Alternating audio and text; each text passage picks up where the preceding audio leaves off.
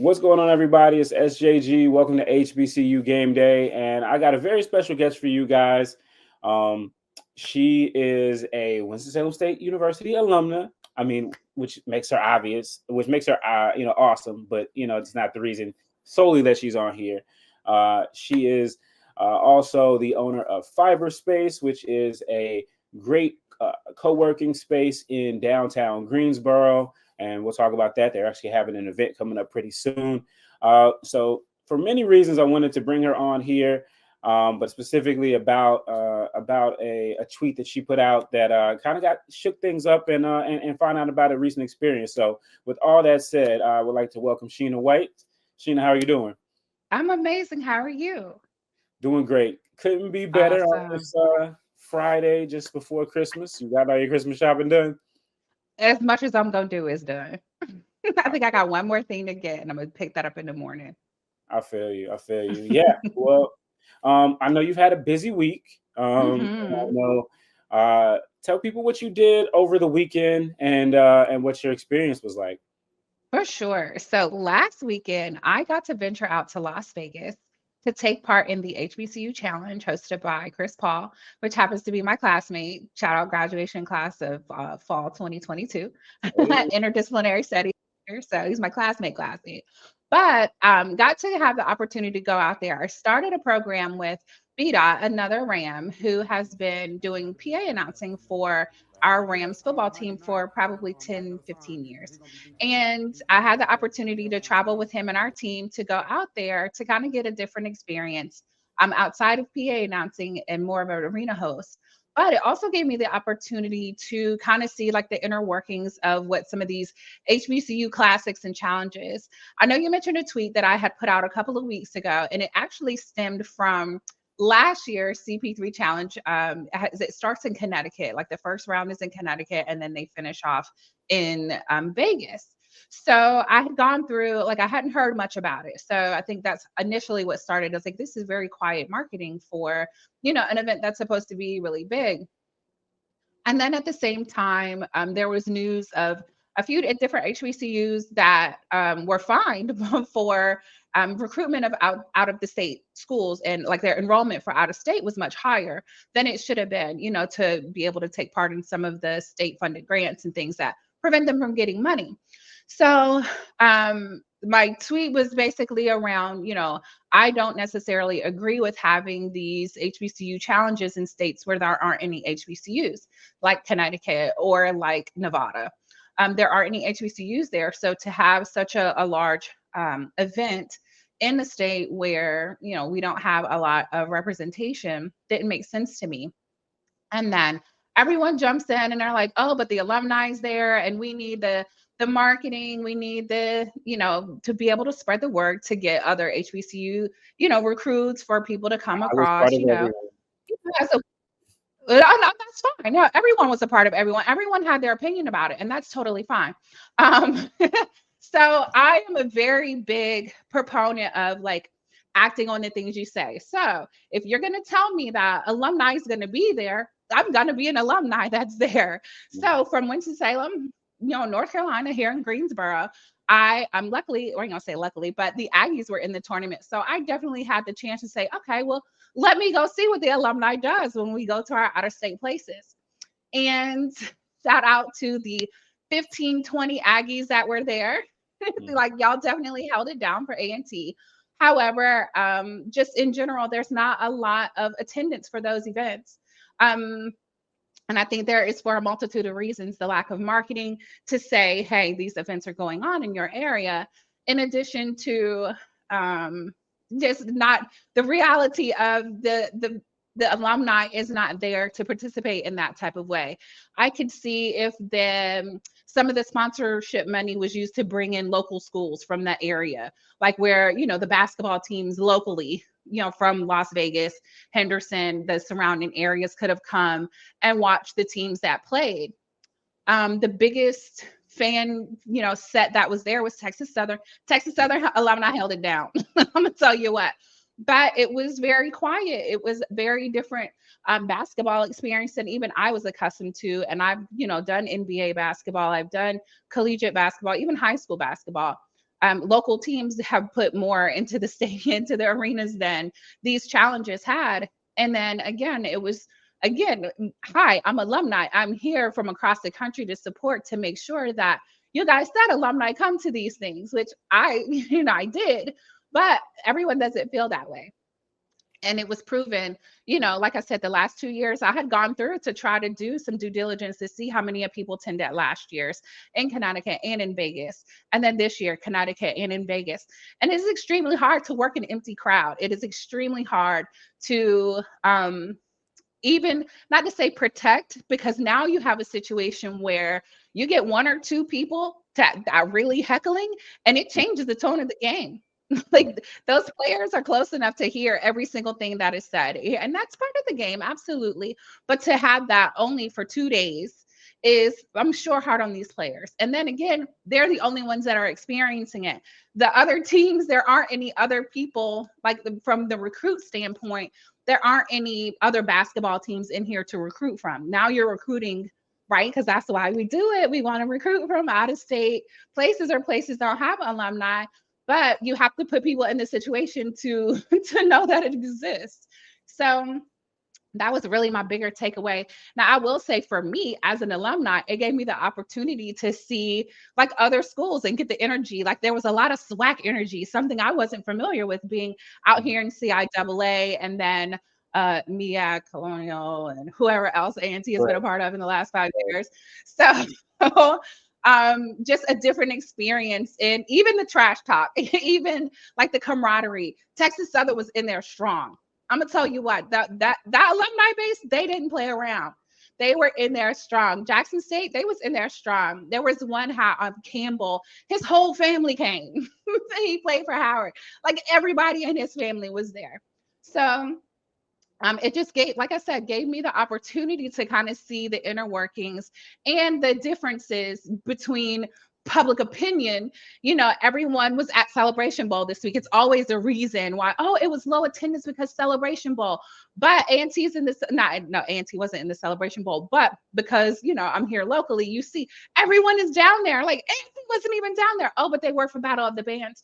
Are you recruiting for Battle of the Bands in the out of state area when we just lost money for the same thing? So to me, it doesn't make sense strategy wise. Like it looks good for the individual programs, but when you're talking about bringing, oh, the football team is going to bring in money for scholarships for the other organizations, and it's like, is it? Because now we're recruiting and we're paying fines and losing funding because of the over recruitment out of state, when you could, focus more here locally, or not travel to so many things, utilize your resources, because it costs money to get those bands down there. It costs money to get those fans down there.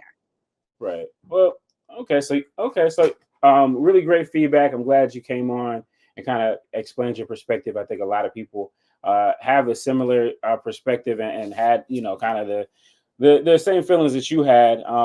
There's so much that you said there, and I didn't want to interrupt you, but there's like, Sorry. no, it's okay. No, obviously you're passionate about it. You care. And I think, once we work from that understanding, we can kind of figure out ways to really look at the situation.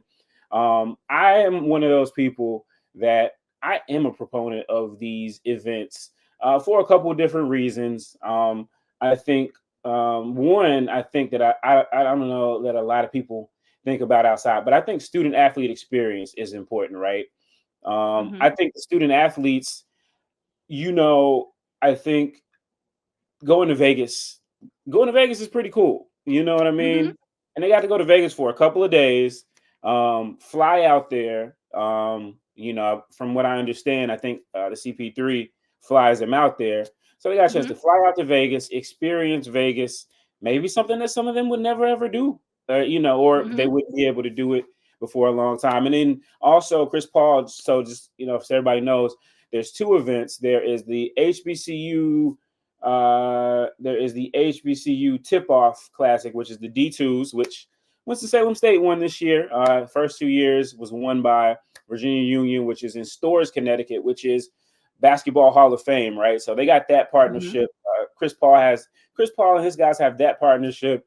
And, I think the thing that's tough about both of those events, and then the other one is the one that you went to in Las Vegas, the Division Ones. just for everybody to know. Both of those are kind of during the weekends, kind of in the holiday season, right? So, I think again, the student athletes get their experience. They get it. I know for the one in Connecticut, it's connected to the Basketball Hall of Fame. So the student athletes get a chance to go to the Basketball Hall of Fame, where we do have quite a bit of HBCU players. I know Winston-Salem State, we have Earl the Pearl, who was in there as a Mm-hmm. player. We also have Clarence Big House Gaines, who's in there as a coach, the first Mm-hmm. African American coach to actually be in the Hall of Fame. So I think for me, the student athlete experience, I think, is very important. I think when you're talking about, especially at the Division II level, when you're talking about being able to say, hey, we'll fly to different games and go to Connecticut. You go to the Basketball Hall of Fame, or even for the Division I schools. Hey, there's a tournament in Vegas. We're going to be out Mm-hmm. there sometimes. Um, I think that's a big thing. Obviously, we got the TV component, right? Some of those games are on ESPN2 Mm-hmm. and ESPN, which MEAC. A lot of the games, the MEAC and the SWAC are both ESPN. They're both ESPN. They both have deals with ESPN, but they only get 4 games on a year, and I think those are 4 home games. So it's rare that they get that level of platform on either of those. And then also, I think I'm a proponent of it too because, you know, we'll take WSSU or even North Carolina A&T. They both have gyms that are not very big. A&T Mm-hmm. is much bigger than Winston-Salem State's, but I think these kids play in enough of those environments that I think, I don't know, for me, and I will have to be honest with you, I have not gone to the CP3 event. I do think that there Mm-hmm. is I do think that it's a good difference. You know what I mean? I think it's because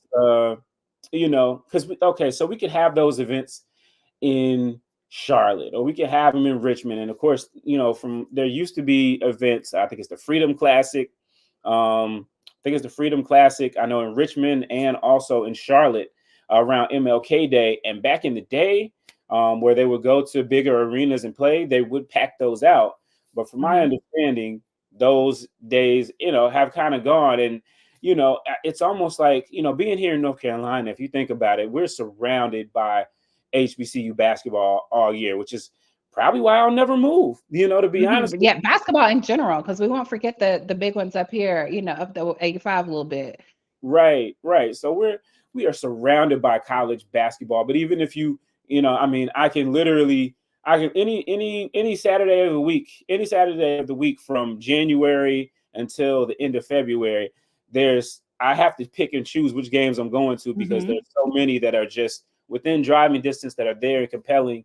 And it's a great crowd. It's a great thing. But I do think, in my eyes, it seems like it's a great change up for the student athletes to. I think sometimes maybe you have something that's so close to you.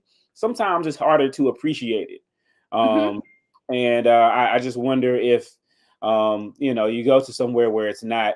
I would like to see. I would like to see kind of the organizational structure. I do think you made a great point about that.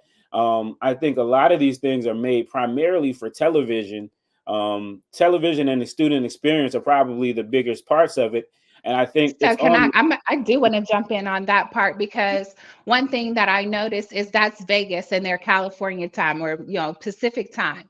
So Right. we had Aggies watching that second game at 1:30 in the morning, 2:30 in the morning. So it's great that it's on TV, but it's low key like that's infomercial time. Mm, Like it's very hard. Like we love that we're on TV, but if it's in the middle of the night, are we going to get the reach that we really think that it is? And that is also another impact to those players. Now obviously they have to condition their body, especially if they're wanting to go bigger than collegiate level with it, but that is a huge difference. So now we talk about yay, we're in Vegas, but even for my experience, we flew right in Saturday morning and then went straight to work. Those teams go straight to work. And then, they're playing 6:30 start time is 9:30 East Coast time, right? And then they're playing until, 10 o'clock. The next games come on at 10 o'clock. Now the game is starting like 1 a.m. Eastern time. The game is not finished until 3 a.m. Eastern time. So now, I mean, it is on TV, but who's watching the TV at that time of morning? So, and then even you can tell, even in the physical, strain on their bodies, having to do that at such a different time frame, and then get right back up the next day. Because now our start time is 2:30, so you got enough time to get up, get breakfast, get over to the arena, and then now the games are starting. Then you got to jump on the plane early that morning, fly out. So it could be a great experience. I don't want to say that I would say get rid of the entire thing, because I love the program, and like I'm very passionate about. I want to jump on the marketing team for next year, because everybody needs to know about these things. Like, these are incredible events for all of those same reasons. I think a lot of the logistics may, be a reason why they couldn't be as successful. And then some of I think just the process of it, it's not as intentional as it could be. So while agreed, it is very good for the student athlete, but it'll be harder to appreciate when you're working through the middle of the night. And Right. then that TV exposure is in the middle of the night. So it's not even like your friends or family can really watch, or really cheer you on, because that's really hard to do at like 3 o'clock in the morning. So I just kind of wanted to interject and kind of share those also, not counters, but other sides of that experience. Yeah, no doubt. I think and appreciate everybody for tuning in. Make sure you guys in the comments leave your thoughts on the neutral site basketball games outside of the HBCU areas. I know, speaking of, there is another one that's coming up, and I wonder what your thoughts are about that. That will be the NBA All-Star Classic, NBA HBCU Classic at the All-Star Game. Winston-Salem State and Virginia Union will be taking on Mhm. each other here. They took on each other last year at the CIAA basketball tournament, and it was a great Right. game.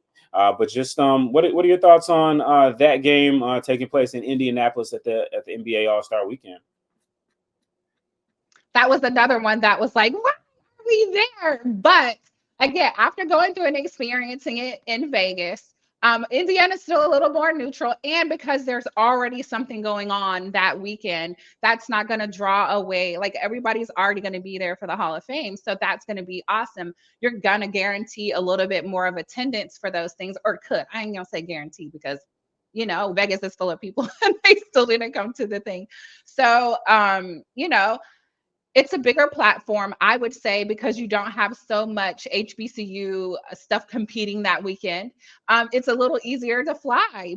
Like, it's a neutral location, but it's like centrally located. It's a little harder to get out to Vegas. It's a little harder to get all the way here to the East Coast. So I think it'll be good.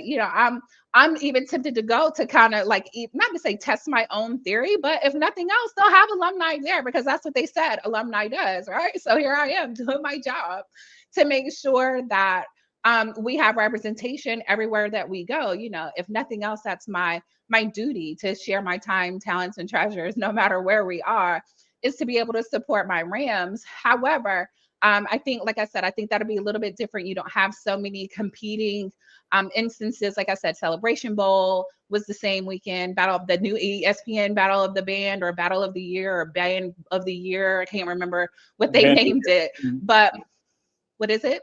Band of the Year, yeah. Okay. So yeah, that one was very cool.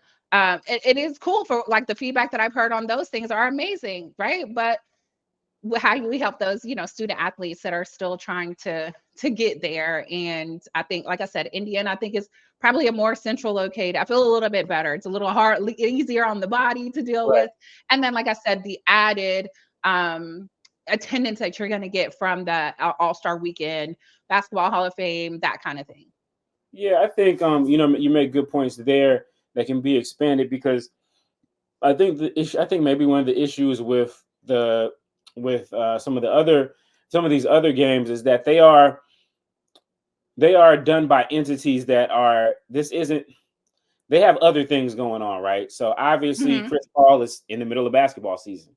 He can't come. He can't. Mhm. I know one year they did have it in Phoenix, and he actually, I believe, when they had an off game, he was able to come to the game, which is great. But you know, he can Mhm. only do. He can only really promote it in the preseason. He'll hop on video and talk.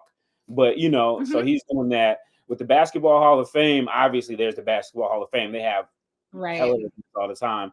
They don't Mhm. necessarily specialize in, you know, I don't think that they necessarily specialize in it. I do think, you know, obviously TV is kind of the thing that runs everything, but I do think that attendance is important, and I think that one of the things that may be able to help it, and I don't know, I'd be curious to find out how much of this goes on, is just having people, local PR firms in Vegas and in the Connecticut, in that tri-state area, that reach out to local news outlets, and let them Mhm. know about it, because I think they have an important role to play in it.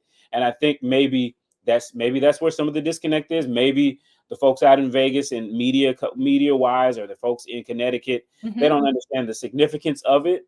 And so it's just kind of, oh yeah, they're having this event here, they're having this event there. Yep.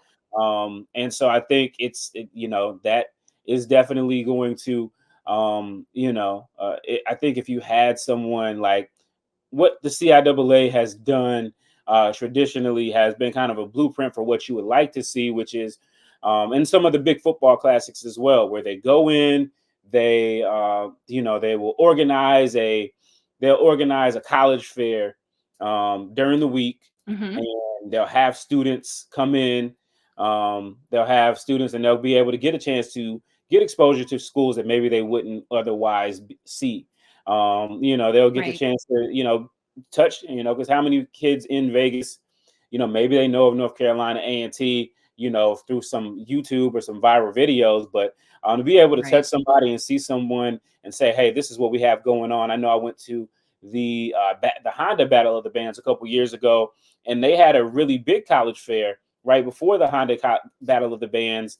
I know schools made the investment uh, their uh, to send their admissions people there. And I think, when you have that type of synergy and buy-in, and Mhm. I think that, and that focus is there, I think it could be there, because, you talk about recruiting, it's not, obviously you just, potentially recruiting for athletics, but also for the student body. And I know you talked about, schools being, penalized for having too many out-of-state students.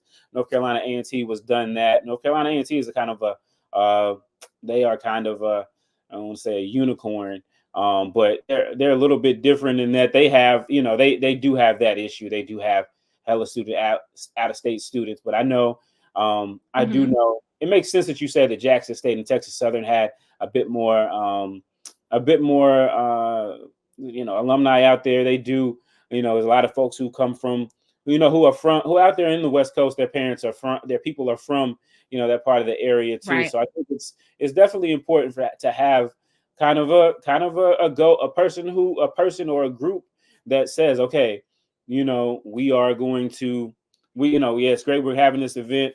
Let us offer this part of it, so that this is an added benefit to the schools and the student body, so that they can that we can get that exposure.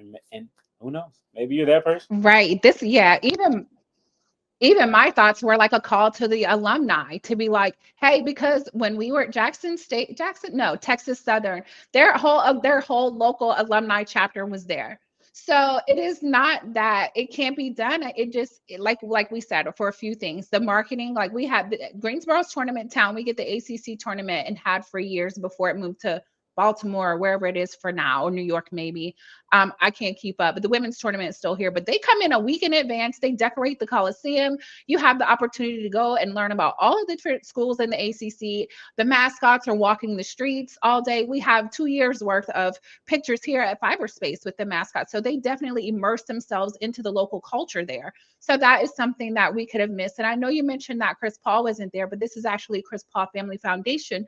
And his mother was there, his brother, his cousins, they are all a part of it. And they were there. So it wasn't that the Paul family wasn't in attendance, because they absolutely showed up for the event both nights, and any type of coordination questions we had, they were ready and available. So, I mean, granted, it would have been nice that, that Chris was there, But like I said, it was very easy accessible to see the Paul family there in the event. And it was really, like I said, nice to see.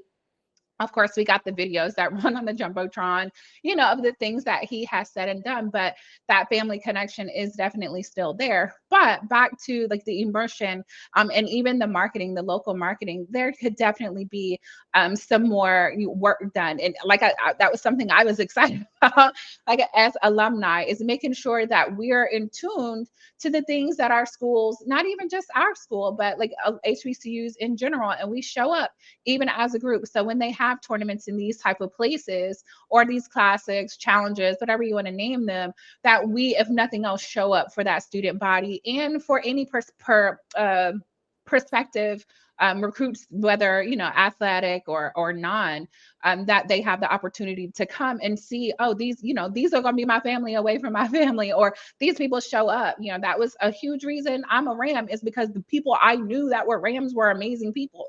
So I think those things definitely make sense. And again, it was a call out. My initial tweet was like a call out to everyone, the alumni, that say, oh, if the alumni is going to be there, you need to be coordinating with your local chapters to making sure that you're showing up. You need to be paying your dues. We need to be doing those things, because our alumni dues are and our participation rate. Like, a lot of people don't realize that alumni participation rate is huge. So it's one thing for one person to donate $10 million. But if 10 million alumni donate $1, that's a much bigger impact, because you have much more of your annual APR, excuse me, not annual, but alumni percentage rate goes up, because more alumni are participating versus just one or two off that can, dump a load of money in. We want to make sure that your whole base. So again, this is not only for my school, but for all HBCUs. Bump those. It'd be $1, it'd be $2, it could be anything, just to grow that APR, because that's what's going to help in those funding. That's going to help, ease that strain a little bit when you get to thinking about, oh, we have to go recruit from this place, we have to travel to this place because we need more funding for certain things. We could do that right at home, even as alumni.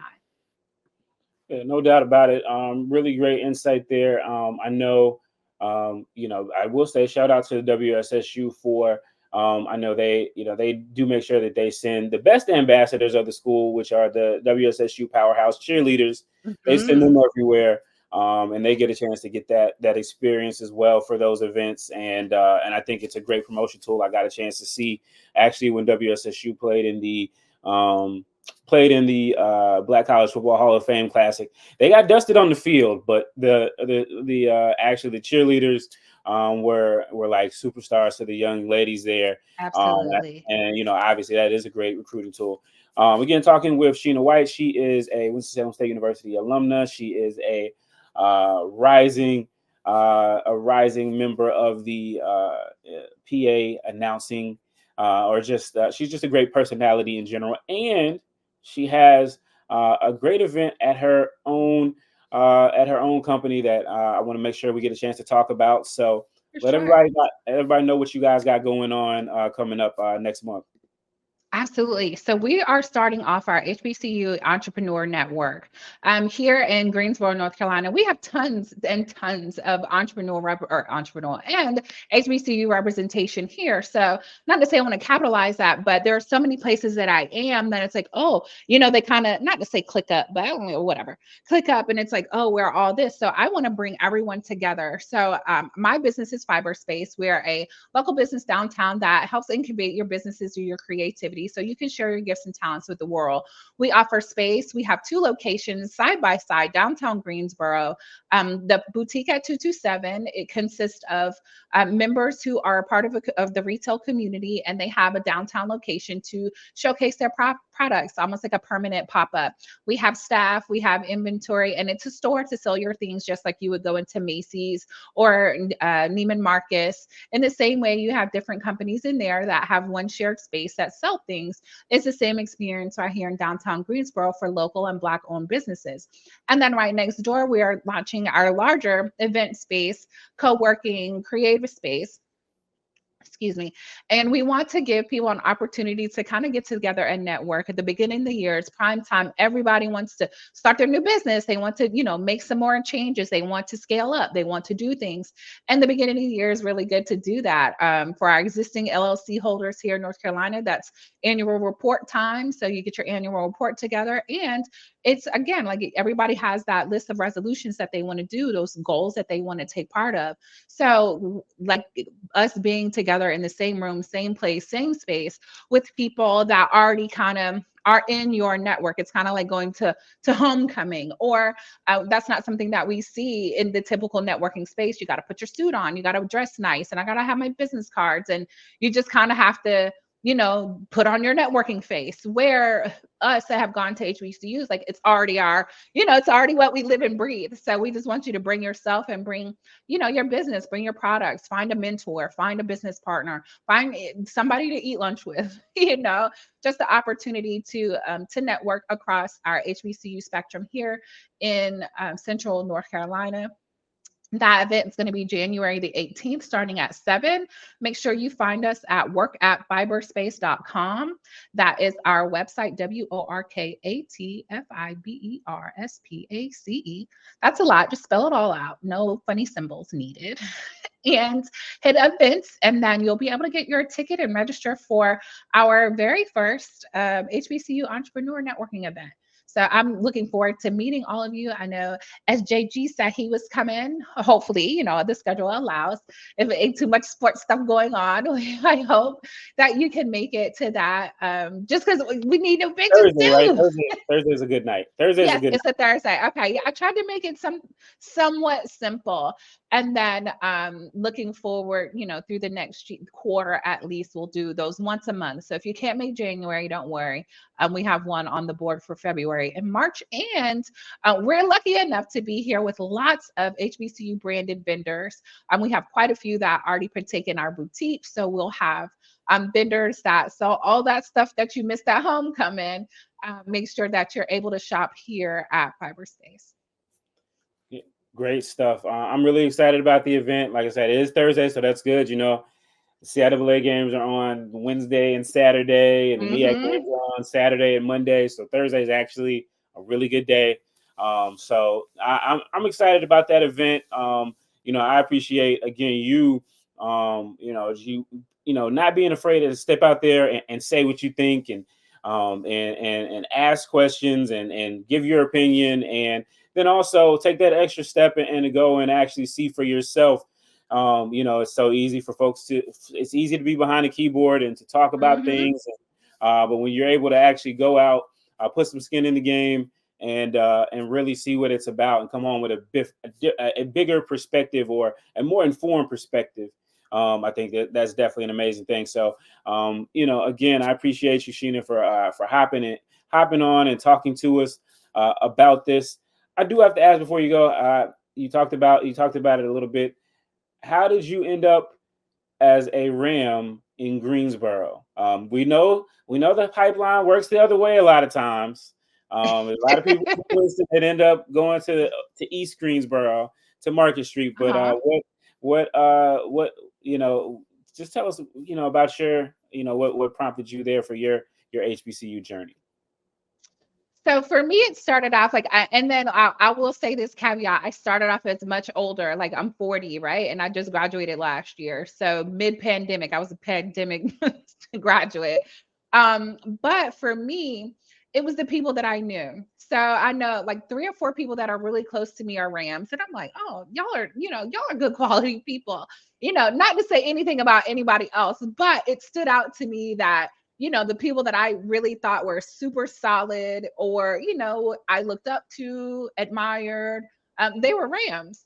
And as I started looking into the degree programs, I'm former military, so I'm a veteran. I have lots of corporate experience in addition to, just life happening. And they have an interdisciplinary studies program. So it gave me the opportunity to go to school and learn everything that I wanted. So my degree is heavy in art history, culture, very culture specific, American hip hop in the South, those kind of things. And then on the other side, I have a big justice studies concentration where we learned how to make maps, how to, the real time information center is there in Winston-Salem, and, worked with the FBI on certain projects. So criminal justice and the art of justice studies, how you allocate resources across the board. In addition to accepting my prior learning. And I put all those things together. And it's funny that one of our vendors that is there now at Fibrespace, the boutique at 227, they had these ornaments one year. So Christmas 2019, I bought a Ram ornament and I was just like, I'm going to apply. I'm going to see if I can do it. And I applied and I got in. So I was really excited. But the moment I got there, I was like, okay. And then even fast forward to homecoming, this year was my very first homecoming. I had never done homecoming before because of COVID. And then last year we had a hurricane for homecoming. So I never really got the experience. But it was like, what's wrong? The hurricane or just not having homecoming for years? That entire situation is just, it actually happened. It really 4 years without a homecoming. Crazy. Mm-hmm. It really solidified the decision that I made. And like I said, once I got around all the other Rams, I was like, oh, these are my people. Like I was a Ram before I was a Ram. And like I said, the depart to serve, enter to learn, depart to serve, the motto, the way that Rams think. I'm a very service-based person. A servant leader, of course, we like to call it in corporate, but I'm never better than my service. So to be able to go into an institution and that be, non-hospitality, when we think of serving, at a higher level, we think of hospitality, but we don't think of it as, learning the history in places, learning the anthropology of things to build ourselves up to know how to support a people in mass. So when we put all those things together is definitely why I chose Winston-Salem. And like, I didn't want to be like everybody else in Greensboro who, where's the blue and gold? That's not the only one. There's other blue and gold schools here in Greensboro. But, right. Bringing out my red, I need to red it up a little bit. So it fit. It fit. And like I said, the people that were closest to me were Rams. And it's like, I feel that in me too. So it obviously worked out great. Awesome. Well, we're glad to have you in the fold. So for sure. But again, everybody, she is Sheena White. She is the founder of Fibrespace. Make sure you guys go to work@fibrespace.com to make sure you guys get on a great event there and all the other events that they have going on there, the pop-up shops. I haven't been able to see. I've been to 227. I have not been to 229 yet. So you gotta come check it out sometime. But maybe we could shoot one of these here. This is in my office, but we have some incredible spaces downstairs and even the alley. So yeah, come on by. Yeah. Sounds like a plan. Again, she is Sheena White, Winston-Salem State University, class of 2022. I am Stephen J. Gaither, Winston-Salem State University, class of 2009. Woo, nice. That's almost 15 where was I in 2009? I was out in Joplin, Missouri. Working my little life away. Mm-hmm. Wow. Okay. Well, look, appreciate everybody for tuning in. Please make sure you like the video, and then also make sure you guys, if you are subscribed, make sure that you hit those notifications and let us know what you think about what we talked about today. Appreciate everybody, and we will see you later.